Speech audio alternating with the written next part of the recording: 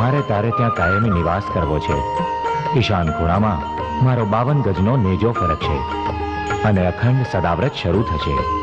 પણ મારાથી તો કંઈ જ બની શકે એમ નથી. હું નેજો ક્યાં ચડાવું? આપની આજ્ઞા હોય તો મારે ઘરે એક લીમડી છે. એ લીમડી પર હું નેજો ચડાવું તો ભલે, બીજે ક્યાંય નેજો ચડાવવા એમ નથી. તું ફિકર કરીશ નહીં. તારી જોગવાઈ હોય કે ન હોય, પણ મારે તારે ત્યાં જ બેસવું છે. આ તો પૂર્વનો નિકટનો નાતો છે, એટલે અનુકૂળ બન્યું છે. આગળ ઉપર સમય અનુકૂળ બનતા અનાયાસે જે